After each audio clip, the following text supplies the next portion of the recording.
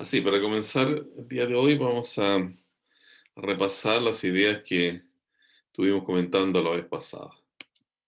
Estas ideas están en este apunte 1. ¿No? Aquí. Ahora sí que estamos compartiendo la pantalla. Este es nuestro apunte 1 de cálculo integral. Y comenzamos a aplicar las sumas de Riemann. ¿Cierto? Para una función f de x que está graficada por esta curva azul y definida entre a y b, lo que se requiere es encontrar el área bajo la curva. Todo el área limitada por la curva azul como límite superior, límites laterales que son x igual a, x igual b, y este límite inferior del área, que es el eje x, o sea, la curva y igual 0. Entonces esto se hace por aproximación. Se toma una partición del intervalo AB, eso significa elegir puntos x0, x1, x2, x y menos 1, xy, hasta xn, que finalmente es b. Ahora estos puntos uno los tiene que pensar ordenados, ¿no? x1, x2, x3, siempre cualquiera de ellos está a la derecha de la anterior. Me refiero, xk está a la derecha que de xk menos 1. Tiene que ser un conjunto ordenado de puntos. No tienen por qué estar a la misma distancia, pero claro, en los dibujos, para hacer dibujos es mucho más simple que las distancias sean las mismas, ¿no? Me refiero entre el primer punto y el segundo el tercero de la partición, etc. Y además en los ejemplos prácticos siempre hemos usado esta partición que tiene estas distancias iguales, ¿no? La longitud de estos subintervalos va a ser siempre, si lo queremos dividir en n, el intervalo que va entre a y b, dividirlo en n, esa división sería b menos a partido por n, la que nos da el largo del intervalo. Y eso le estamos llamando h. Entonces, todos estos puntos distan h entre sí, son equidistantes. Entonces, con eso se forman estos rectángulos, área rectángulo que es base por altura, para cada uno de ellos, y se suman todas las áreas que corresponden a esos subrectángulos. O sea, esa se llama la suma de Riemann. La suma de Riemann nos está dando la suma de todos estos rectángulos que están aquí verticales, por llamarlo de esa manera, la suma de las áreas de todos estos rectángulos verticales. Entonces, esa suma viene expresada acá,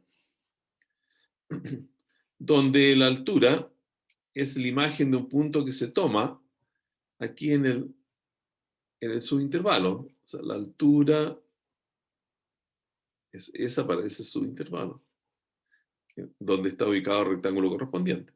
Aquí entre xy menos 1 y xy se elige un punto xy asterisco, también cualquiera, en cualquier posición entre xy menos 1 y xy. Pero insistimos en el caso de aplicaciones, este xy asterisco se toma, así lo hemos acordado, con el punto al lado derecho del intervalo. O sea, el xy asterisco coincidiría con el xy, ¿no? Ya, esa es la altura. Entonces aquí está expresada la altura por la base por altura es un área de su rectángulo. Y se suman todos ellos. O sea, todo este sumatorio que está aquí, entonces, es lo que está en este dibujo pintado en azul. Ahora, cuando se toma el límite, ¿qué significa eso? De que la partición, que se llama norma de la partición, ese conjunto de puntos entre A y B ordenados, tiene una norma que es la longitud del mayor subintervalo que está contenido en la partición, o formado a partir de los puntos de la partición. El más grande de todos los subintervalos. Entonces, cuando uno dice si el más grande de todos los subintervalos tiende a cero, los otros que son menores tienden a cero. O sea, todas las bases acá de estos rectángulos tienden a ser cero. O sea, esto se hace cada vez más cercano, el A con el X1, cada vez más cercano. Uno lo puede visualizar aquí imaginando que cada vez que hagamos que la partición tienda a cero, bueno, estos subrectángulos van a ser siempre, respecto de los anteriores, a medida que avanzamos con esta partición doble barra P tendiendo a cero, que estos son cada vez más estrechos, digo.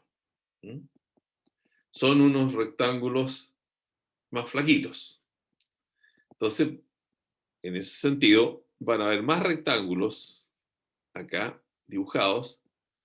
Bueno, y cuando haya más rectángulos, lo que va a suceder es que esta imperfección respecto del área bajo la curva, ¿ya?, respecto del área del rectángulo, va a ser cada vez menor, porque aquí se nota bien, ¿no?, que para este rectángulo, en este segundo subintervalo, le falta un poco para ser área bajo la curva, ¿no? Ahí está blanco. Pero aquí le sobra eso. Pero cuando esto es más estrecho, bueno, esa diferencia es casi imperceptible. Entonces, en el límite, la diferencia llega a ser cero, y eso hace entonces que uno vea simplemente el área bajo la curva sombreada con este azul más claro, ¿ya? Y no hay estas imperfecciones que le sobra y le falta algo cuando uno compare el área bajo la curva, por lo menos en cada subintervalo, con el área del rectángulo. Esa es la idea de integral. Esta es una de las formas de definirla, y es debido entonces a este matemático que se llama Riemann. Ya. Y aquí hemos puesto en una nota, ¿cierto?, lo que decíamos, que vamos a tomar siempre la partición con puntos equidistantes, igualmente distantes. Y eso hace que cada uno se pueda nombrar como A, que es el primero, más cuántas veces se le suma el intervalo de igual distancia para llegar a un punto que está más a la derecha. A más K veces B menos A partido por E. Esa es la longitud del rectángulo, la base. Entonces la imagen se toma en ese punto al lado derecho, en su intervalo, y la altura, bueno, disculpe, esta es la base. Esta es la base. B menos A partido por E. Y esta es la altura. Entonces la altura por la base nos da el área del rectángulo, y en el límite entonces consigue este valor que se llama la integral. Y eso da cuenta del área bajo la curva. Hicimos un ejemplo.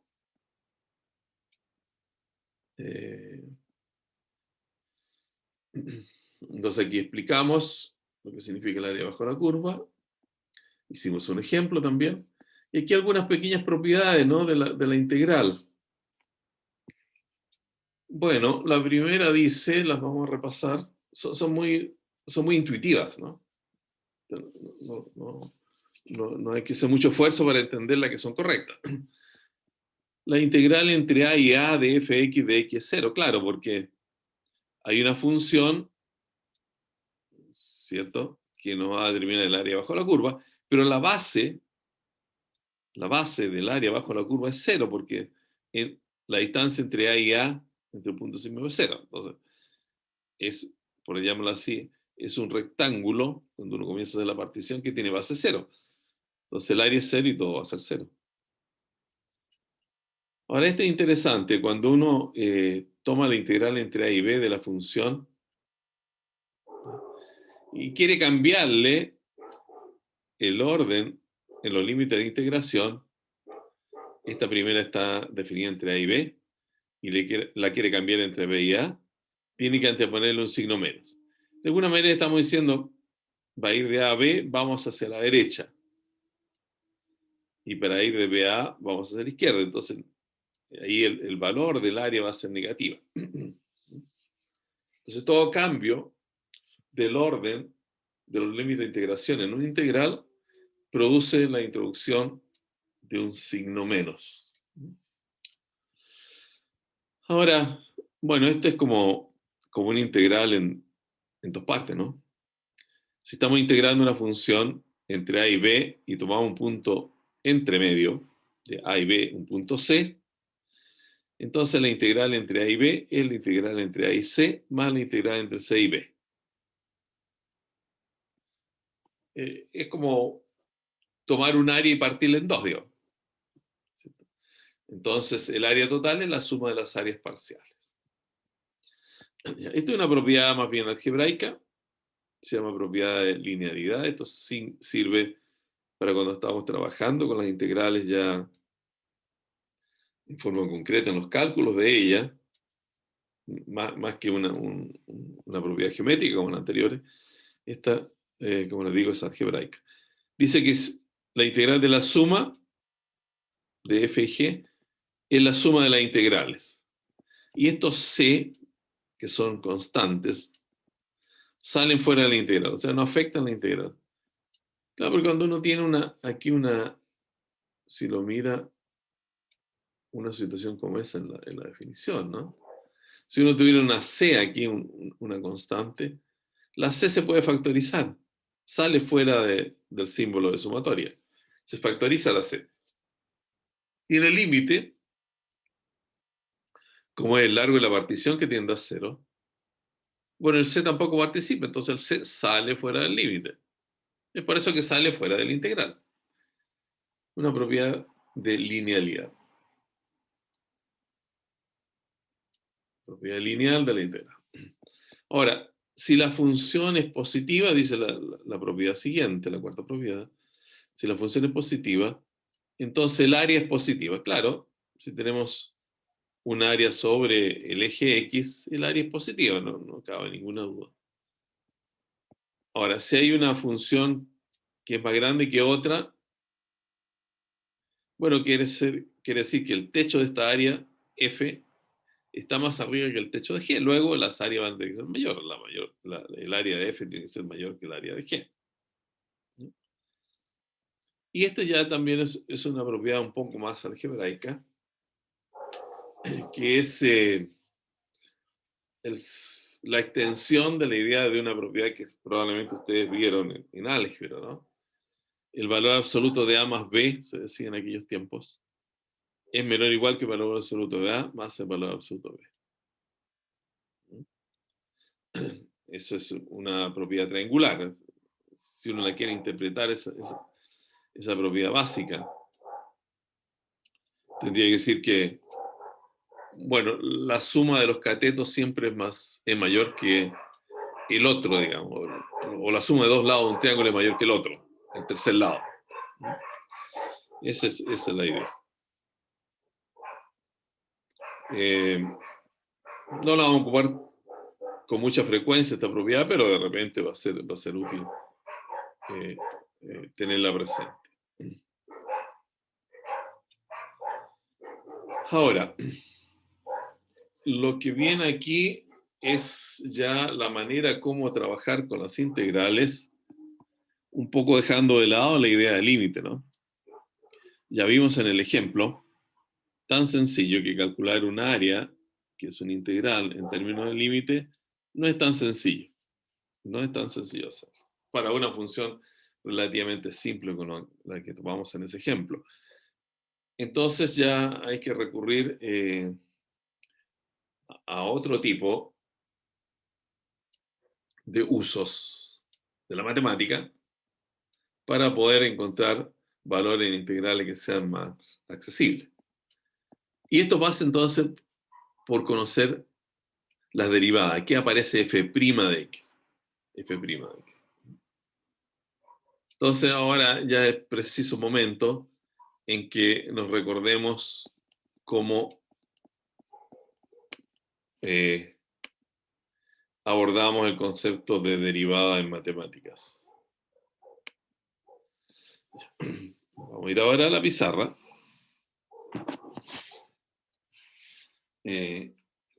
¿Alguna duda que tenga hasta el momento? ¿Ustedes? Respecto a lo que hemos visto.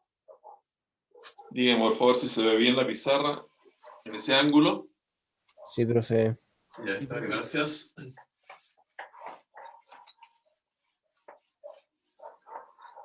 Entonces, miremos la derivada. Este es un pequeño repaso, ¿no? Del cálculo 1.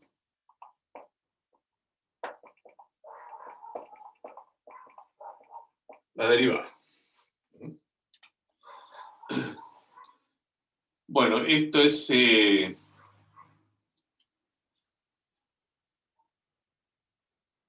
lo que se llama en matemática es un operador matemático.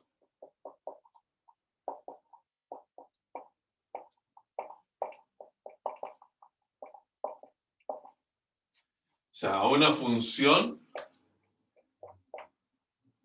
le asocia otra función, bueno, que es lo que usted entiende como la f' de x, ¿no? Es un operador. En matemática los operadores son como las funciones.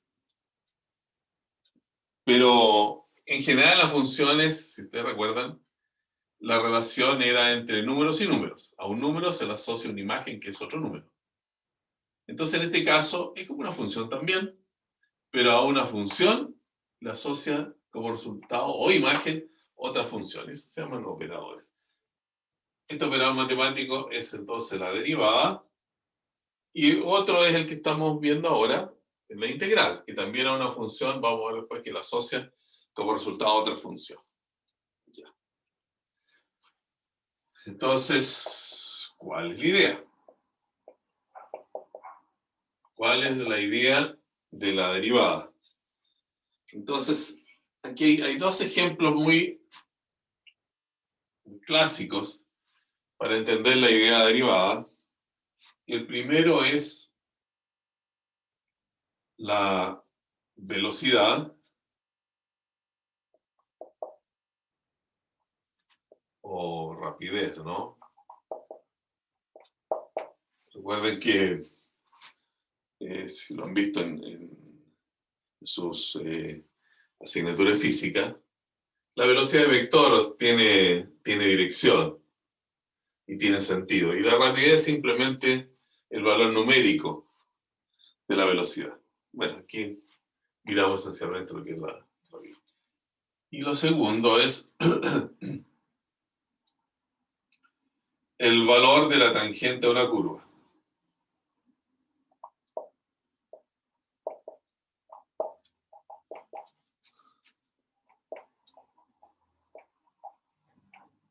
O una curva, ¿eh? Ya. Comencemos a mirar el primer caso de la velocidad.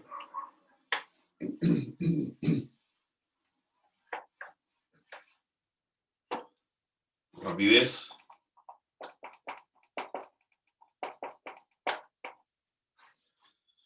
Entonces, vamos obviamente a tomar el caso de un desplazamiento lineal, ¿no? Un desplazamiento lineal en el tiempo. Donde acá tenemos una posición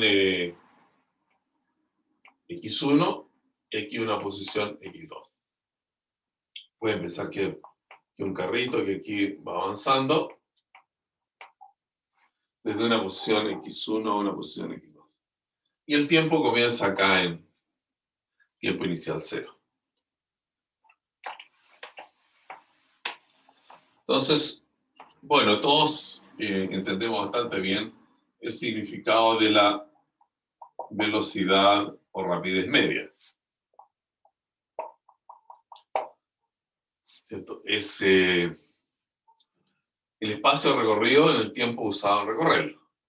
Entonces el espacio recorrido es x2 menos x1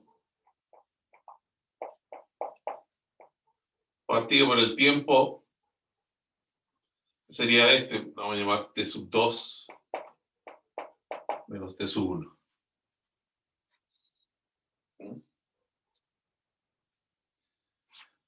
Ya. Ahora,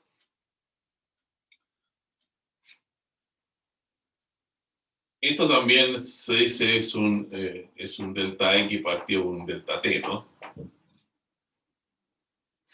Siempre cuando hay diferencias, uno tiende a usar esa notación que es bastante expresiva, ¿cierto? Respecto de las variaciones de las cantidades. Esa es la velocidad media.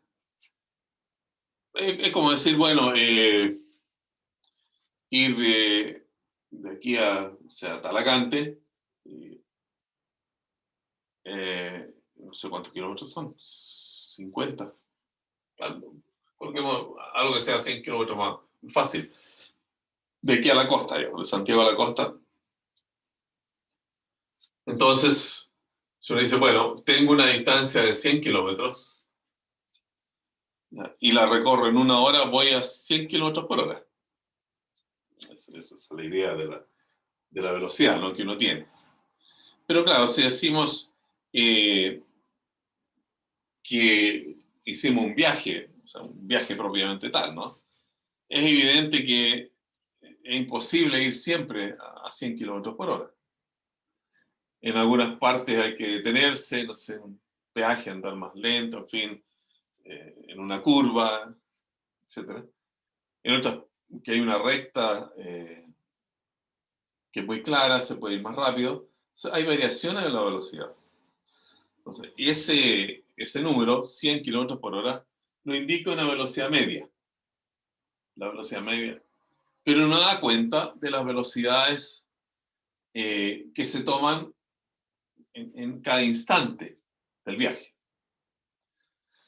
Entonces, lo que nos interesa a nosotros es conocer una velocidad instantánea. Entonces, por ejemplo, la velocidad instantánea en un punto x1, digamos.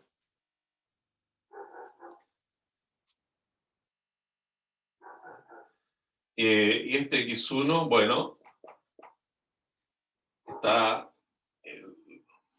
está obtenido en un tiempo t1. Y aquí vamos a colocar una posición x que se alcanza en un tiempo t.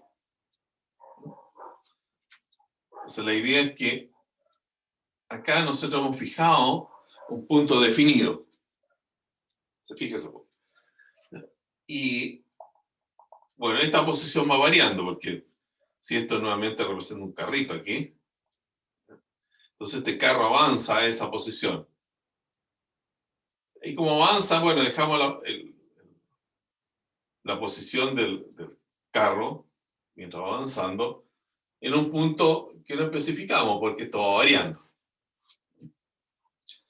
Entonces acá la velocidad media para este trayecto entre t y t sub 1 va a ser igual a x de t menos x. Vamos a colocar aquí mejor x1. ¿No está el variable? Sí. Aquí en t sub 1 partido por t menos t sub 1. Esa es la velocidad media, ¿no?, calculada para esas dos posiciones. Ahora, a medida que esto avanza, bueno, se va acercando el xt al xt sub 1. Digámoslo así mejor, queda mucho más claro, ¿no?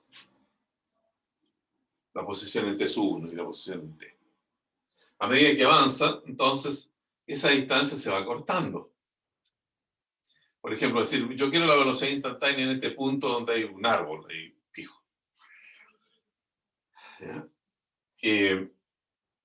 Bueno, sí, es tanto la distancia entre xt y xt1 se va cortando, como los tiempos también se van cortando. Pero aquí lo que corre finalmente es el tiempo.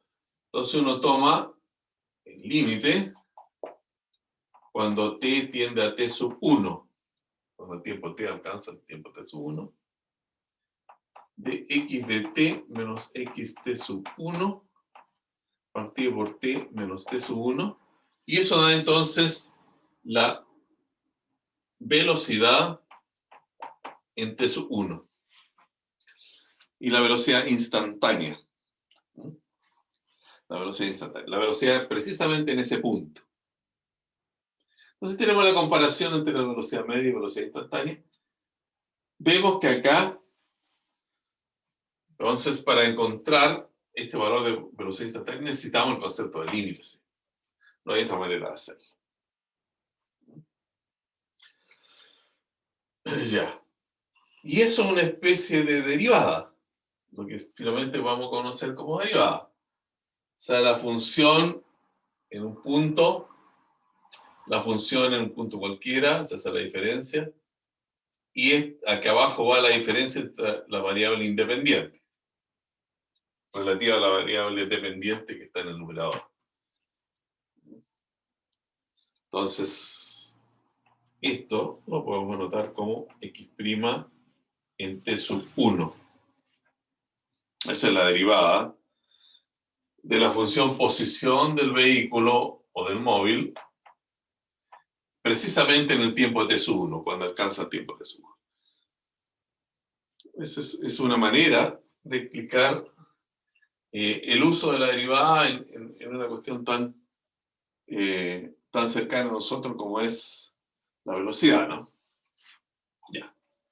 ¿Alguna pregunta respecto de este ejemplo? ¿Tienen un comentario? ¿O que les parezca que es necesario ahondar un poco más?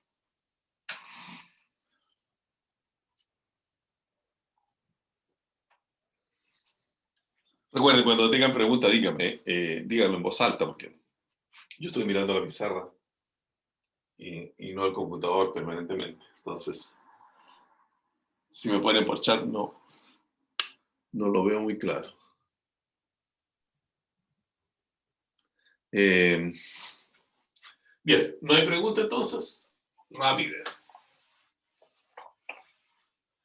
Me gusta insistir en este tipo de ejemplos porque, de alguna forma, con esto no se olvida nunca más el concepto.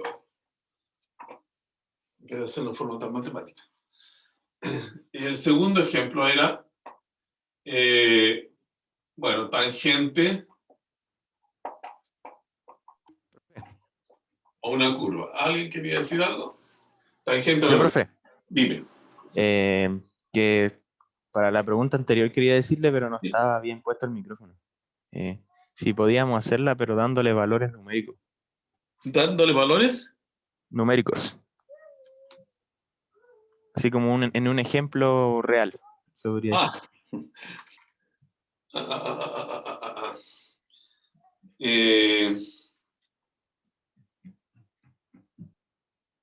Lo que sucede allí es que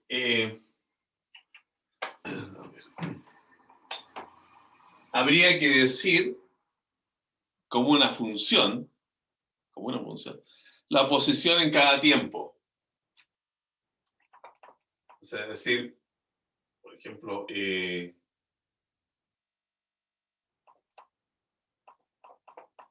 de t es 2t.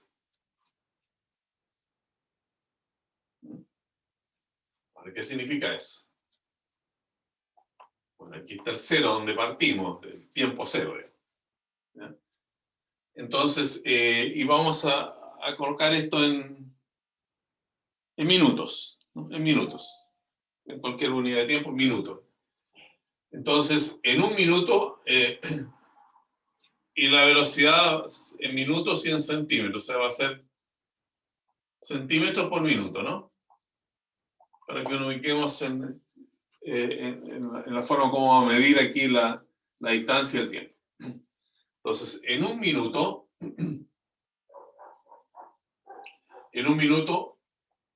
esto alcanza la posición x1,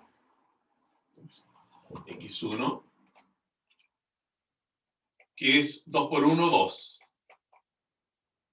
A los 2 minutos alcanza la posición x2 igual 2 por 2, 4, y así sigue, ¿no?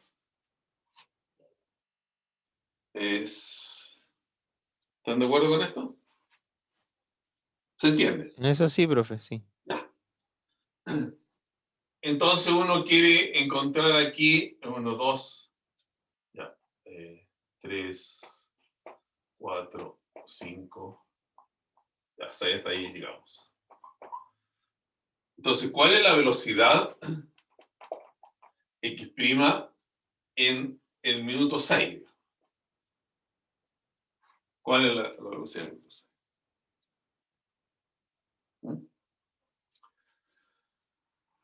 Bueno, sabemos el resultado, va a ser 6 por 2, 12, ¿no? Pero si lo queremos hacer usando este concepto de la derivada, sería el límite cuando t tiende a 6, ¿cierto?, de x de t menos x de 6 partido por t menos 6, según la definición que vimos. Pero acá tenemos el límite cuando t tiende a 6. ¿Cuánto es x de t? Es 2t, según hemos definido para el ejemplo. ¿Cuánto es x de 6? X de 6, 2 por 6, 12.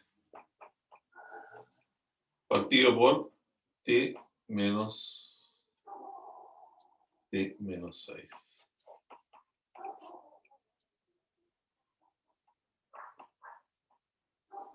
Profe, yo tengo una duda. Dime. ¿No era que cuando se tomaba la velocidad media era x2 menos x1? ¿Por qué aquí primero toma el xt como el x2, por decirlo así? No, es que esa es la velocidad promedio. Cuando tú lo haces entre dos puntos, tiene la velocidad media calculada allí. Por ejemplo, la velocidad media aquí tendría está multiplicado por 2, ¿no? 3 por 2, 6. 6 menos 4 partido por 1 es 2. Esa es la velocidad media aquí. ¿Se entiende? A ver. Velocidad media entre esos dos puntos es la velocidad en 5, que es, disculpe, la posición en 5. 5 por 2, 10, menos 2 por 4, 8, partido por el tiempo, que es 1. La velocidad media es 2. Esa es la velocidad media.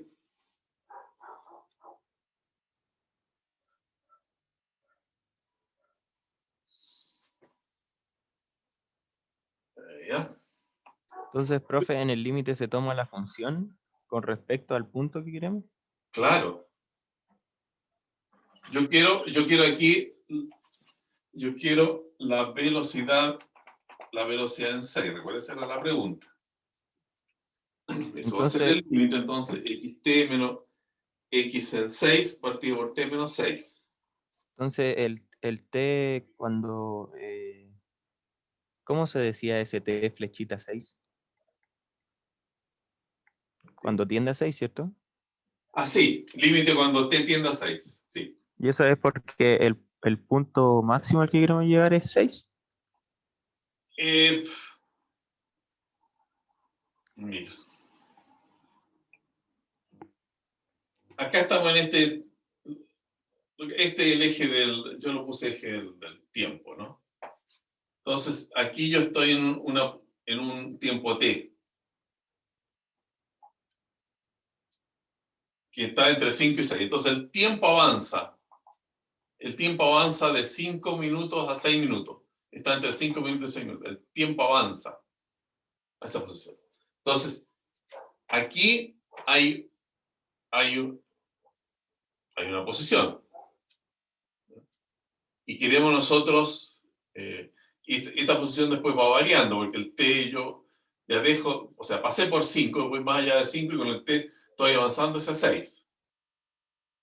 Pero quiero la velocidad precisamente cuando t vale 6. O sea, cuando este punto ya está casi cercano a 6. Que es el tiempo donde quiero calcular la velocidad. Aquí. Entonces, hay que x' en 6. Y eso viene Y si yo quisiera calcular, no sé, el 5, tendría que, cuando t tiende a 5, Claro, cuando te tendría que tiendas. cambiar. Ah, ya. Por supuesto. Cambia el 6 por el 5 y así en el 4, en el 20, en el tiempo que quieras. Ya, profe. ¿Ya? Sí. A ver, los gráficos pueden ser demasiado confusos cuando uno mete tanta notación entre ellos. Entonces nosotros queremos acá hacer el cálculo. En 6.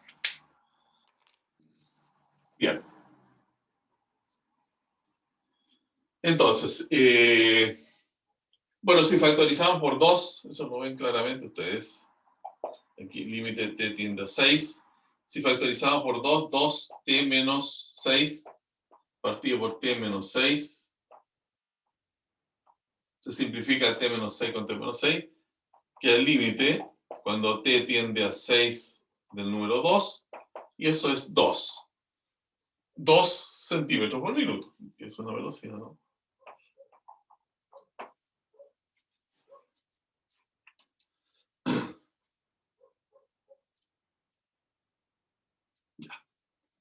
Ese es el límite.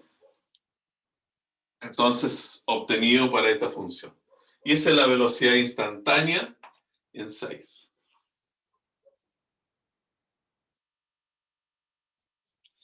¿De acuerdo? ¿Les queda claro el ejemplo? Entonces, repito, si quieren calcular la velocidad en 4,5, bueno, se repite aquí. En vez de 6, coloca 4,5.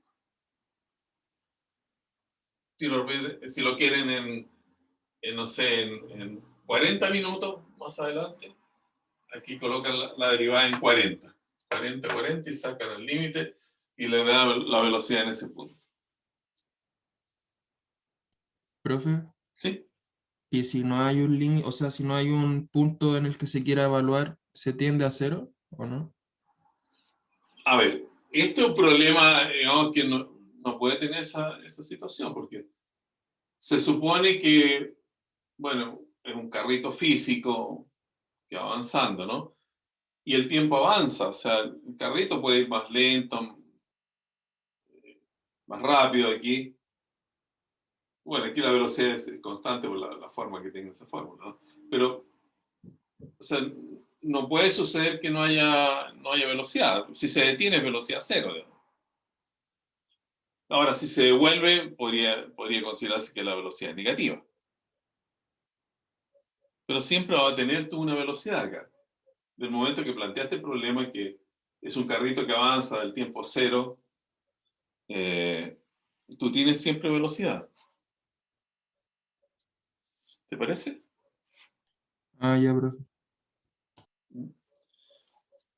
O sea, ese límite va a existir.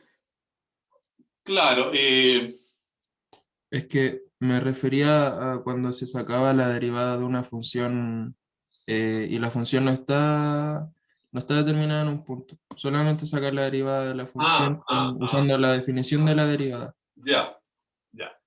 Tú te estás refiriendo, por ejemplo, bueno, ahí habría que explicarlo ya con un caso. Vamos a borrar esto entonces. Vamos a borrar este. Lo vamos a explicar con un caso. Fíjate tú.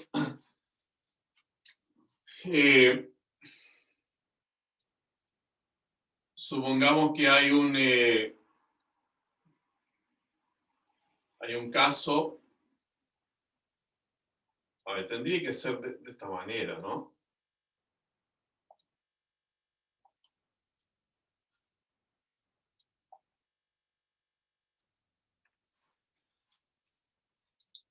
De esta forma. De esa forma una función. La función posición en el tiempo t.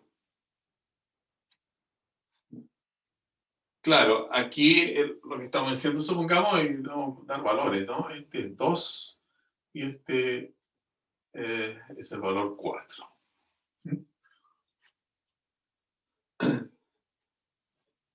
Entonces, ¿cómo se puede interpretar esto? Aquí un tiempo, supongamos 5 segundos. Ese es el t y este es el x, eje x. Entonces, bueno, ¿qué significaría físicamente esto? Que la posición es siempre 5. O sea, esto está detenido en 5. Aquí está el x de 5. En esa posición está. Siempre está ahí el móvil. ¿Cierto? A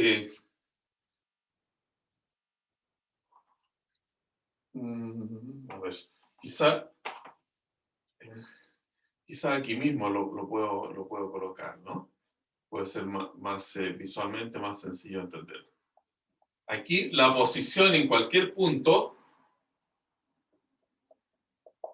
es 2. ¿Cierto?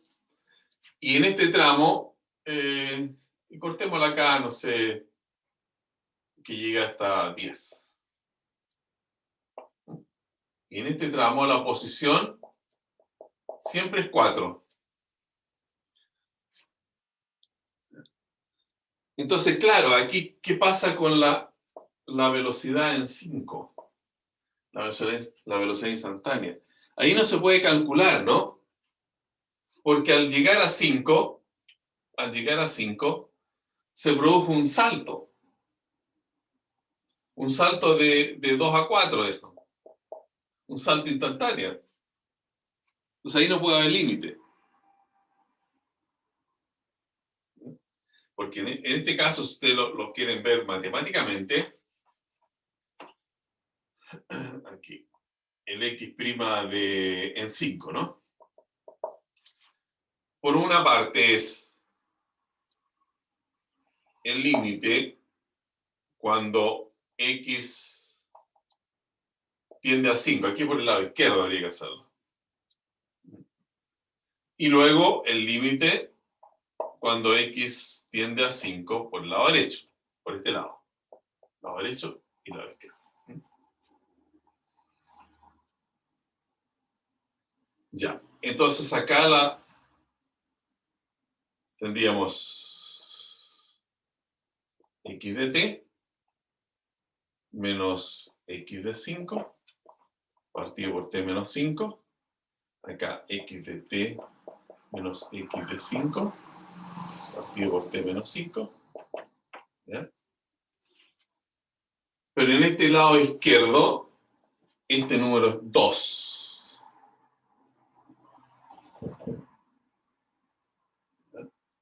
Y aquí x en el punto 5 es 4. Partido por, bueno, habría que colocar el límite.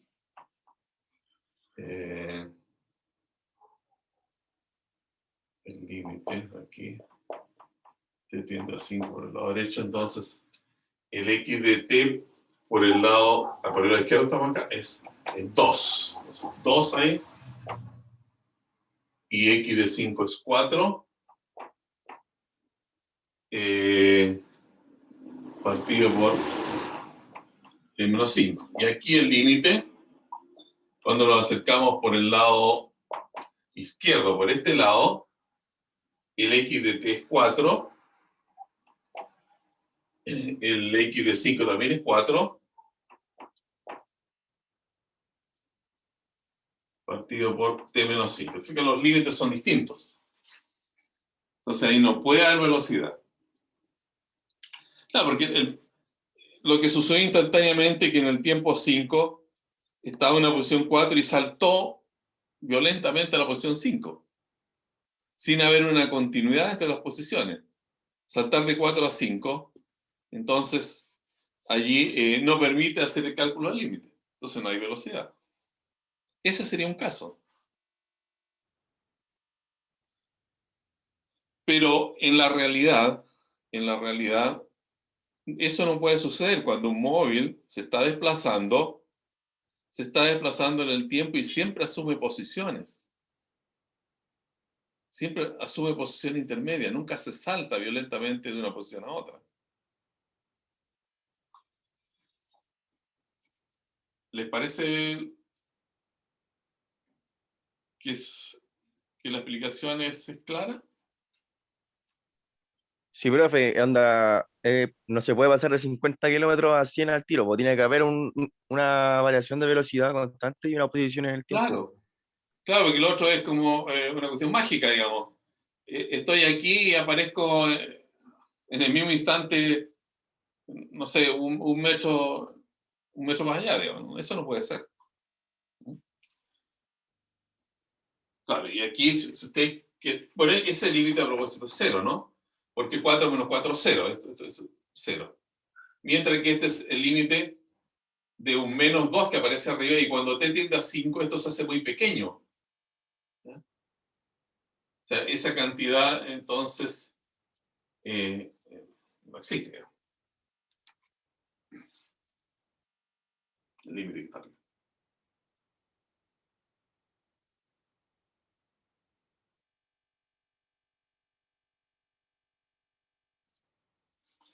Ya. Eso es lo que permite. Ahora, para efectos matemáticos, bueno, eso para la física es relevante, ¿no? Pero para Oiga, profe, hay nosotros, una consulta en el chat. ¿sí? A ver, una consulta en el chat. Ups.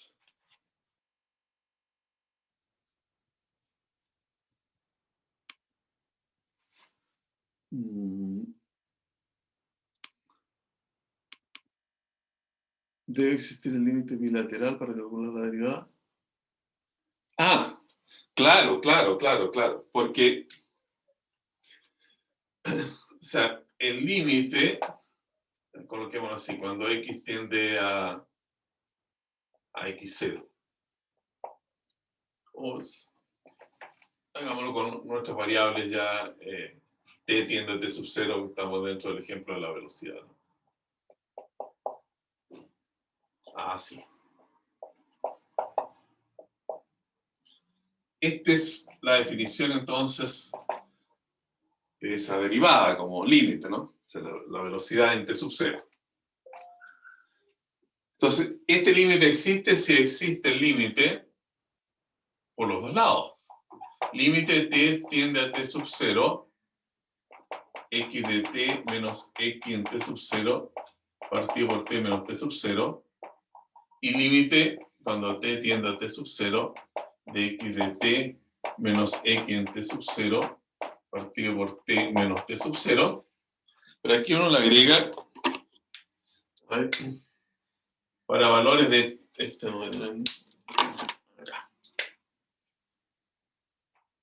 sub 0 más y t sub 0 menos. O sea, t sub 0 más significa que el t es mayor que t sub 0. Y t tendiendo a t sub 0 menos significa por valores de t menores que t sub 0. Son los límites laterales. Entonces, para que este límite lateral exista, y este límite, bueno, pueden existir independientemente. Uno sí, el otro no. O sea, todas las posibilidades. Pero para que el límite general existe, tienen que existir esos dos límites laterales y coincidir. Y bien, aquí hay muchas variables, o variantes, el caso, ¿no? Por ejemplo, supongamos que la situación se da así. Por el lado derecho existe el límite, pero por el lado izquierdo no. Esto podría ser así. Una curva que se va al infinito. Existe por el lado derecho, no existe por el lado izquierdo. Al revés también. Puede suceder esto. A ver, hagámoslo así. Por el lado izquierdo ser de esa manera, por el lado derecho ser de otra manera. Y este punto escaparse para arriba. Es una curva que se le escapó un puntito. Existe el límite por la izquierda, existe el límite por la derecha. Pero aquí no es, bueno, aquí el límite existiría, digamos. Lo que no habría es continuidad, porque, bueno, ahí está interrumpida el dibujo de la curva. Esos dos límites existen, tanto por la izquierda como por la derecha. Luego ese límite es válido. Bueno, si este existe, claro, existen esos dos necesariamente. Es un caso, ¿no? Y que, bueno, si no existe ninguno por la izquierda ni por la derecha, podría ser esa situación. No hay límite ni por la izquierda ni por la derecha. Bueno, no hay un límite de la función en general. Pero para dar el límite tienen que existir el izquierdo y el derecho y tienen que coincidir. Esa es la idea. Ya. ¿Responde eso la pregunta? ¿O tiene otra duda más? ¿Algo que aclarar? Pusieron que sí en el chat. ¿Ah? Le pusieron que sí en el chat. Ah, ya, gracias. Muy bien. Ahora avancemos hasta ya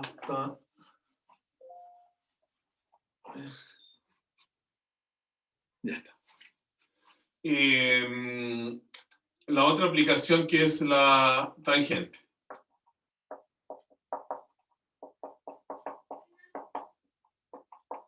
Tangente de una curva, ¿no?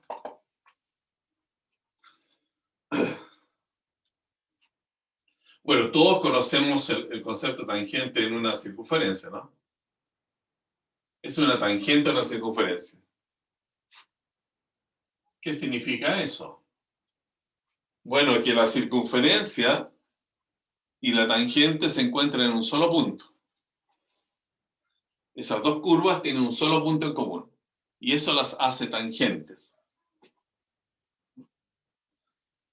Ahora, una tangente, uno la asocia, supongamos que esto está en un sistema de coordenadas, así. Uno la tangente la asocia a una pendiente, que es el sentido natural del término inclinación. Es una cosa que está más inclinada, tiene más pendiente que otra que está menos inclinada, que tiene menos pendiente. Esa es la idea básica. Entonces, la pendiente, la inclinación, siempre uno la imagina respecto a la Tierra, por decirlo así, ¿no? Un cerro está más o menos inclinado respecto a la base del terreno, que aquí estaría representado por el eje X. Bueno, y esa inclinación entonces respecto a una base es respecto a una horizontal. Y eso tiene que darse en términos entonces de un ángulo. En este caso, ese es el ángulo, ¿no? Que indica la inclinación de esa recta tangente. Bien.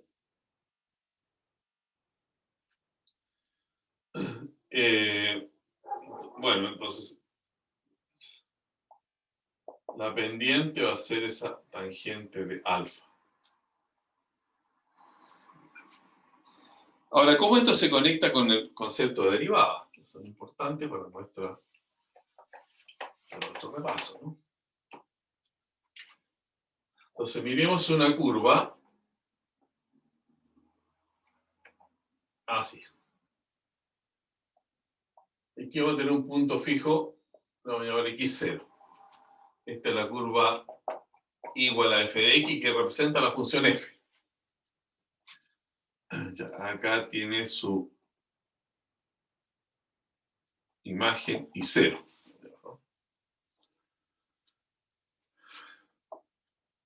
Entonces, lo que nosotros sabemos es encontrar la ecuación de una recta conocida su pendiente y un punto por donde pasa la recta.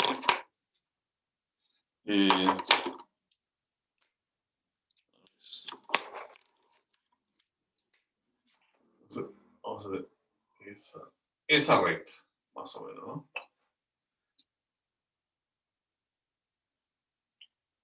Es una recta que pasa por esos dos puntos.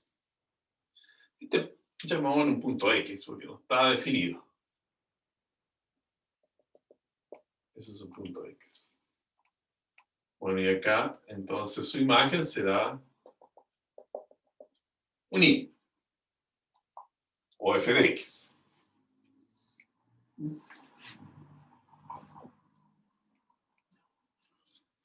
¿Cuál es la ecuación de esta recta? La recta negra que está por usted. Bueno, esa recta entonces tiene una expresión en ecuación como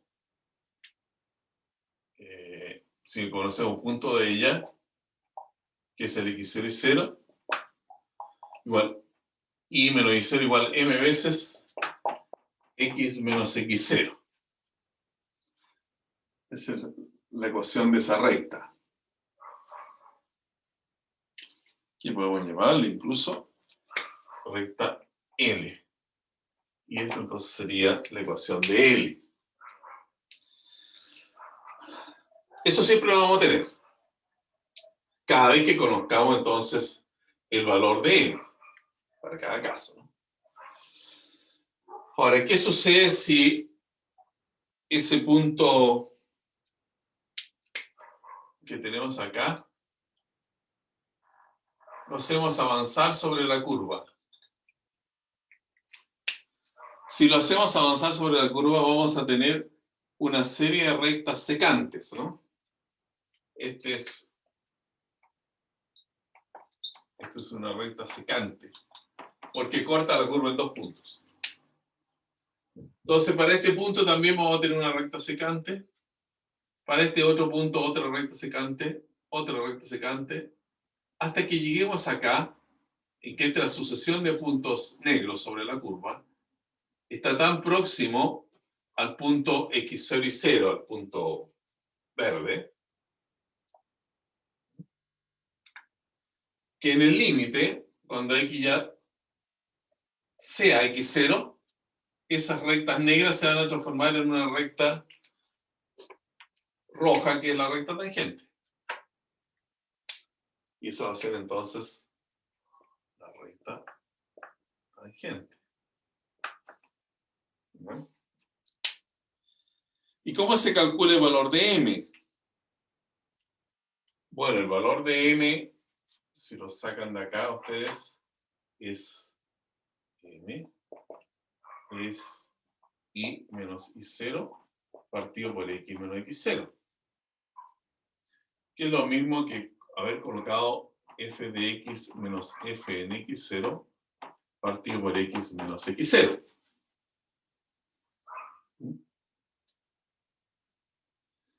Y entonces hemos dicho que estas rectas negras se transforman en la recta roja en el límite. Entonces cuando calculemos el límite, cuando x tiende a x0, de f de x menos f de x0, partido por x menos x0, vamos a tener la pendiente de la recta roja. Y esto entonces es lo que se anota como f' de x0 y corresponde nuevamente al mismo tipo de expresión que teníamos en el caso de la velocidad. Aquí, diferencia de fx menos x0 partido por x menos x0. En el otro caso era x en t menos x en t0 partido por t menos t0. Entonces, de esa forma, hemos visto que para este límite, como en el caso anterior de velocidad, también tiene una interpretación en este ejemplo geométrico, pero aquí la interpretación es, entonces, el cálculo de una pendiente.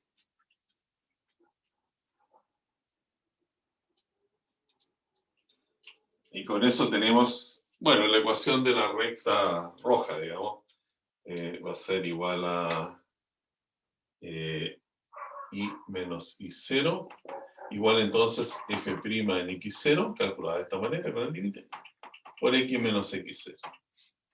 Y esa es la ecuación de la recta tangente a la curva en el punto dado, x0 y 0.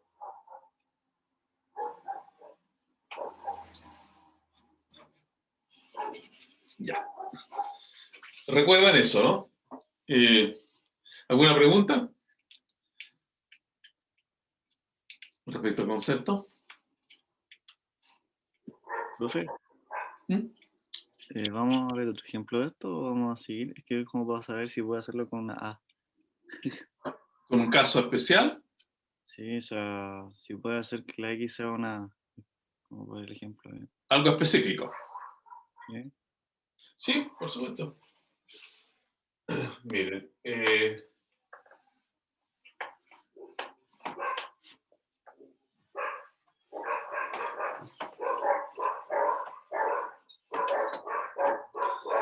ejemplo.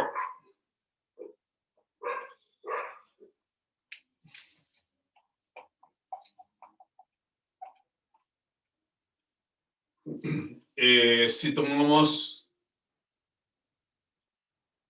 la función f de x raíz de x en el punto 1, 1, para que sea fácil, ¿no? ¿Qué queremos saber ahí entonces? Este es más o menos un gráfico de la función y igual raíz de x, ¿no? Y el punto 1, 1, bueno, estaría acá. No. Ahí tendríamos el punto 1, 1. Entonces, si queremos conocer la ecuación de la recta tangente a la curva y igual raíz de x en ese punto, esa recta tangente, entonces tendríamos que calcular el valor de la pendiente, sería el límite, cuando x tiende a 1, ¿no? Porque es el valor del x donde estamos fijando el punto. De raíz de x menos raíz de 1 partido por x menos 1. ¿No? Es decir, el límite cuando x tiende a 1 de raíz de x menos 1, el numerador, y el denominador se puede factorizar como raíz de x más 1 por raíz de x menos 1. Y simplificamos raíz de x menos 1 con raíz de x menos 1. Obtenemos el límite cuando x tiende a 1, de 1 sobre raíz de x más 1. Y cuando x tiende a 1, bueno, ahí lo vamos a colocar, es 1/2 por reemplazo directo. ¿Ya? Ese es el valor de la pendiente, esa es la derivada. La derivada de raíz de x en x igual a 1. La derivada, esa, bueno, aún no he dicho, ¿no? Esa notación. Pero lo que estamos calculando aquí es eso. ¿Cuánto es la derivada de la función en 1? Eso nos da la pendiente. Entonces la ecuación de la recta sería x menos y primero. Y menos 1 partido por x menos 1 igual a la pendiente, o sea, y menos 1 igual a la pendiente por x menos 1. Y tendríamos la ecuación de la recta tangente, esa recta roja que está indicada dibujada ahí en la pizarra. Esa es la manera como opera. Ya. Ahora lo que viene entonces a decir, miren, en base a estos dos ejemplos, vemos que... ¿alguna pregunta de este caso? Antes de borrar.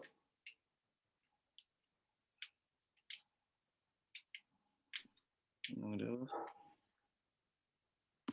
¿Qué dice el chat? Yo tengo una duda. ¿De dónde salió ese menos 1 al final de la ecuación? Abajo. Sí, ahí.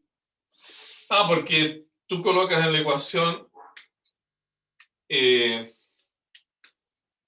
es y menos y sub 0 igual m x menos x0.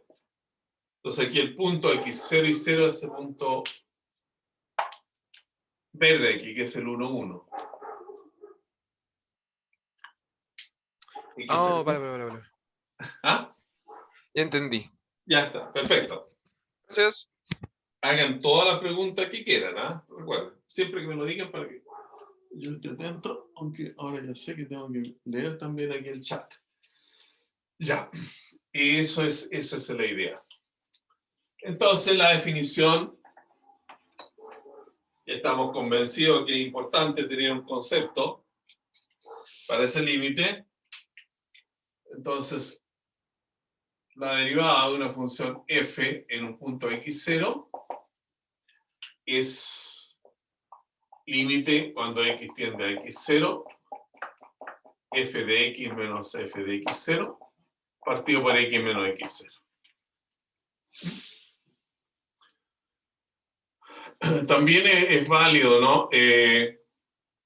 Usar, esto es una notación bastante moderna de la derivada. Bueno, moderna aquí en términos matemáticos, la matemática se ha desarrollado durante siglos, decenas de siglos. Entonces, hablar de notación moderna es hablar de notación del siglo pasado. Lejano, pero no tanto. Uno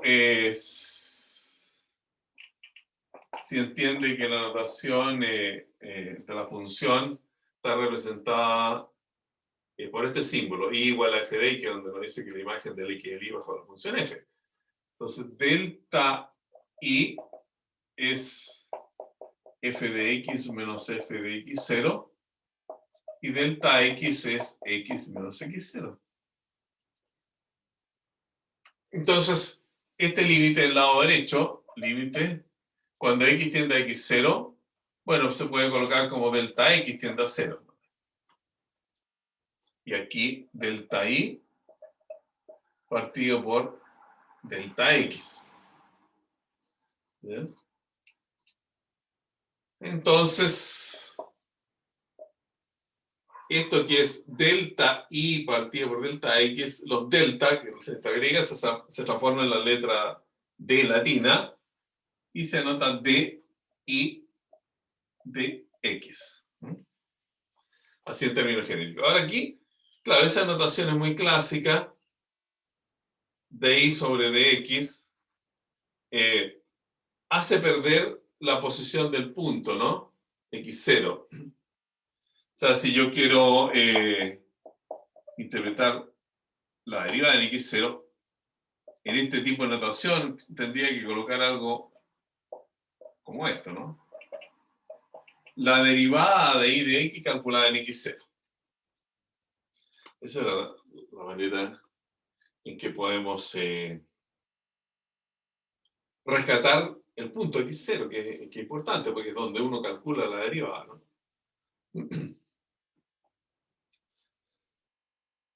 Ya. Ahora, siempre uno está encontrando el mismo problema, ¿no? En estos dos cursos, cálculo 1 y cálculo 2, que los conceptos definidos en términos de límite en términos de límite, provocan algunos problemas porque el cálculo del límite no es simple. El cálculo del límite no es una cuestión tan sencilla, ¿no? Aunque dentro del ámbito que uno trabaja sí lo puede manejar bastante bien, pero el límite es muy elusivo, no fácilmente uno encuentra el valor de un límite, ¿no? Si se inventa cualquier función, es probable que el límite no lo encuentre nunca. Entonces la idea siempre es hacerle el quite al límite, ¿no? Irse un poco por el lado y trabajar con el concepto de otra manera que sea mucho más amable. Entonces allí vienen el uso de una serie de fórmulas para el cálculo de la derivada, ¿no? Por ejemplo, si uno quiere derivar la función seno x, la función seno x partido por x cuadrado, en fin, cualquier tipo de cosa. Entonces existen reglas para hacer esos cálculos y esas reglas ustedes las vieron, ¿las alcanzaron a ver? ¿Alguna de ellas, por lo menos? La derivada de una suma y una resta es la suma de la derivada de la resta. La derivada de un No, producto. ¿Eh? No, profesor, por lo menos en mi sección no alcanzamos a ver nada de derivadas. Chanfle, ya. Por eso es que, por lo menos yo le pegué un repaso, pero no me quedó claro del todo. O sea, esto no te ha quedado claro del todo. O sea, me ha quedado claro, Ya. pero, Pero uno te pero siente con claro, confianza que sabes, digamos. claro, no puedo decir, yo sé esto, porque Ya. todavía no lo pongo en práctica Claro, me imagino, sí. Uf, ya. por mi cuenta. Pero calma, sí, vamos a ir avanzando. Vamos a ir avanzando. No te preocupes. Parece que hoy vamos a tener que ver todo el asunto también. Entonces, volviendo, aquí hay que escribirlo cada vez porque entre más uno lo escribe y lo lea, bueno, lo va entendiendo mejor.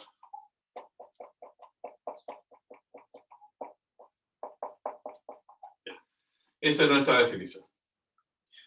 Ahora, entonces, unas reglas de derivación.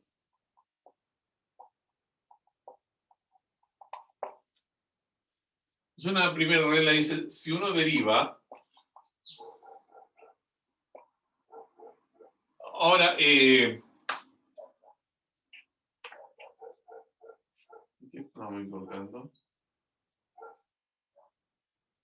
Si uno deriva aquí una suma, si uno deriva una suma, vamos a colocar esta notación.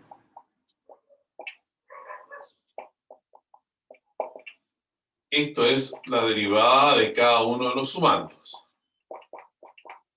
O sea que, bueno, no es tan extraño, ¿no? No es tan extraño.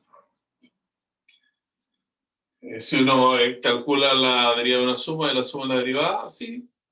Y lo mismo para la resta. Para el producto se pone un poquito más complicado, todo esto se puede ir demostrando. Para el producto de dos funciones, al derivarla, entonces lo que se hace es tomar una función, derivar la otra, y multiplicarla, y después cambiar los roles. La primera es la que se deriva y la otra es la que se deja libre o constante. O sea, para ir a un producto, uno deriva un factor y el otro lo deja libre. Y después cambia los roles. El otro lo deja libre y el primero lo deriva. Y una número 3 es más sofisticada, digamos. Cuando uno deriva un cociente, entonces es la derivada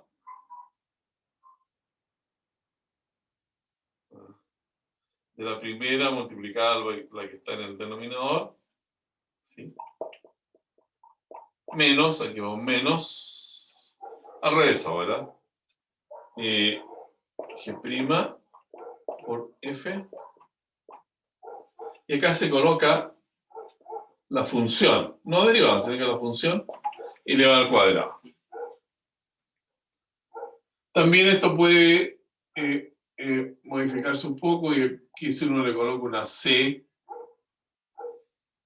no, mejor coloque una parte. Porque es consecuencia de esta, ¿no? Una 2' vamos a colocar. Que siempre uno se encuentra con esta situación. Una constante multiplicada por la función es la constante por la derivada de la función.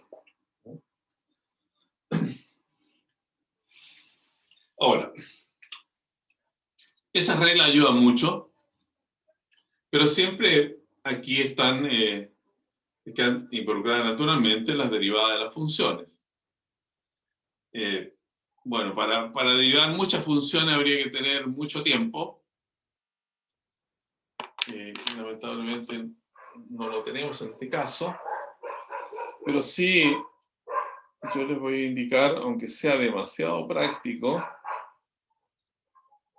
aunque ya hemos hecho aquí algún cálculo, una derivada, la de la raíz de x, por ejemplo. Pero de todas maneras voy a hacer alguna, ¿no? Voy a hacer alguna.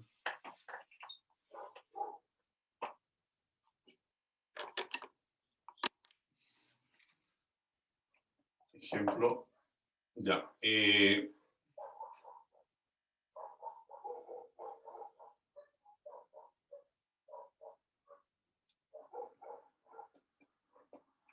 F de x igual a... Coloquemos f de x igual a... a ver, x cubo.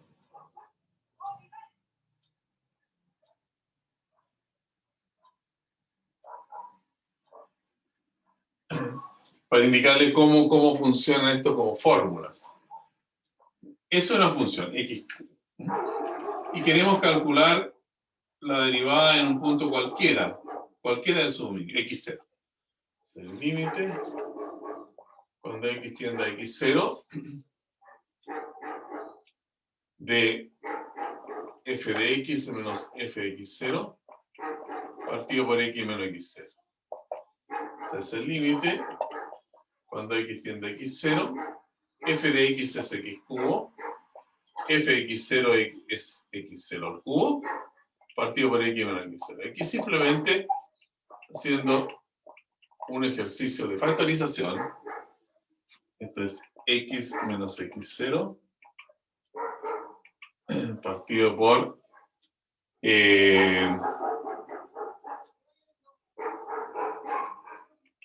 x cubo más xx0 más x0 cuadrado. Hace la factorización del numerador, así. Se elimina la indeterminación y se calcula el límite. Cuando x tiende a x0 queda, disculpa, esto es cuadrado. x0 cuadrado, x0 cuadrado, x0 cuadrado, es 3 x0 cuadrado. Entonces uno dice acá, bueno, como un proceso de inferencia, ¿no? Se infiere que la derivada en un punto cualquiera para la función f de x cubo es 3x cuadrado. Después uno solo aprende, dice, en general,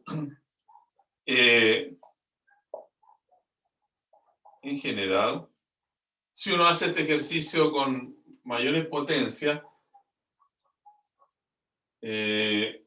cuando tiene f de x elevado a n, f' de x es nx elevado a n menos 1. O sea, la derivada de una potencia, uno toma el exponente, lo baja aquí como factor y coloca la base elevado al exponente menos 1. Y de esa manera se va construyendo una cantidad o un listado de funciones para las más básicas, para las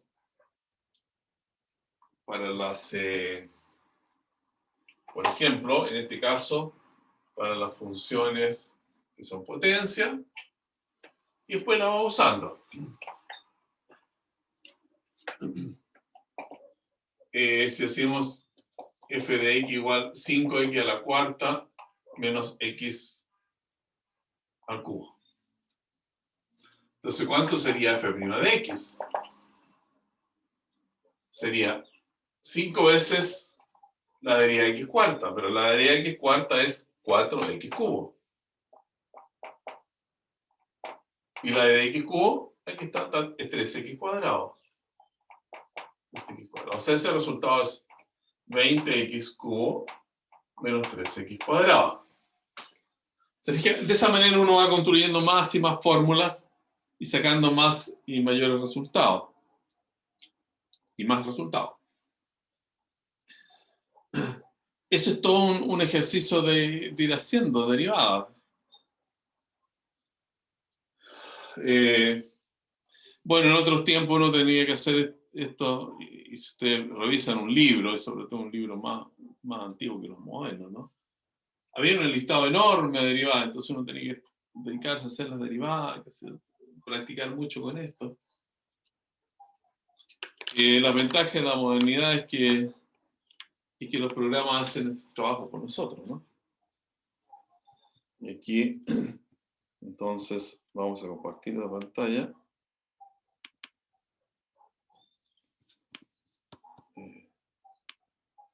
A ver si hay una buena señal acá. Y nuestro programa Symbolab.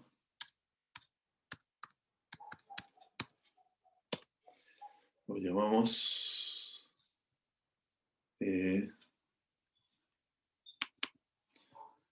acá lo llamamos entonces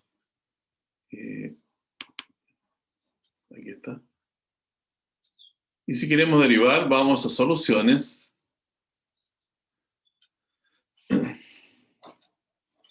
Y aquí en cálculo hay un listado para las derivadas. Derivada de primer orden, una segunda derivada que es derivar lo que antes se derivó, una tercera derivada, tercer orden, y derivadas de cualquier orden. Derivada en un punto. Bueno, pues ya vienen derivadas parciales, eso para el cálculo 3. Derivada implícita para funciones que no está despejada ahí. También se pueden hacer acá. La segunda derivada implícita de la anterior. Y derivada por definición, como lo habíamos hecho al comienzo de esta explicación. Entonces, simplemente ahí ustedes colocan, si alguien quiere tener la derivada de, aquí tenemos, la derivada, ahí le ponemos el símbolo, de coseno x. Pero, a ver, este coseno debe tener una fórmula especial de escribirse. Hay que buscarla acá, en las trigonométricas. Coseno, ahí está, tiene que haber un paréntesis, coseno x. La derivada de coseno x es la función coseno x. Entonces uno va y esto le calcula la derivada y se la entrega. Acá, la solución, la derivada de coseno x es menos seno x. Y le indica los pasos, en algunos casos pasos detallados, en otros casos lo hace directamente. Entonces, para efecto de nuestro curso, el cálculo de la derivada, entonces, se va a hacer mediante este programa. Colocan la función aquí y encuentra el valor de la derivada. Si uno quiere tener la derivada por definición,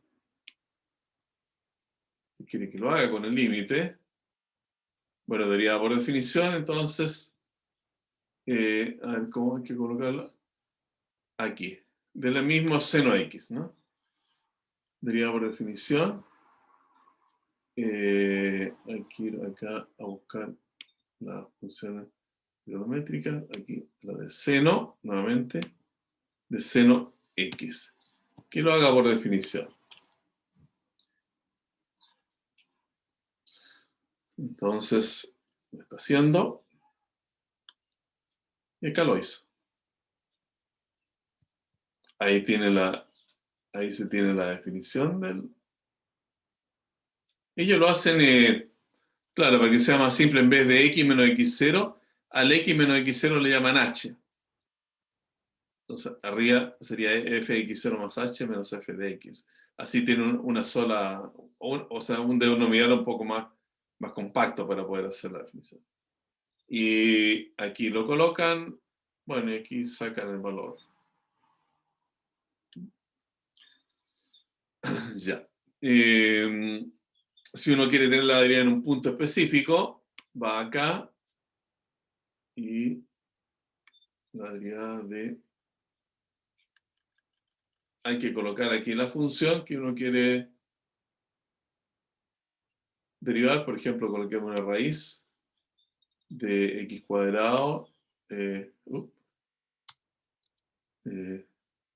que colocarla, x cuadrado más x en x igual 2. Calcular el valor de esa derivada en x igual 2. Y esto se lo entrega también.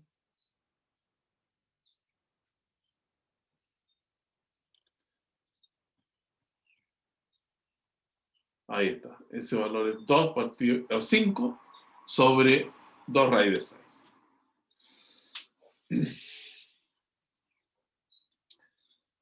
Ya. Entonces, ya esa parte técnica de cómo trabajar con las derivadas de las funciones, simplemente va a decir que cuando lo necesitemos, lo vamos a hacer mediante este programa, ¿no? Porque en un programa regular de cálculo 1, uno se dedica varias clases a hacer ejercicio con estas reglas, ¿no es cierto? Para encontrar derivadas, lo que se llaman derivadas múltiples, derivar una vez, derivar otra vez el resultado, derivar otra vez el resultado, etc. Todo ese tipo de aplicación. Las derivadas de las funciones inversas, en fin. Pero acá, cuando necesitamos una derivada, vamos a recurrir a este programa. Profe, ¿Sí? una consulta, ¿nos puede dar unos 10 minutitos para ir al baño, comer Ah. algo y volver? De veras. Sí, disculpe. Ya. Entonces, dejamos de compartir, realizar esto y paramos la grabación.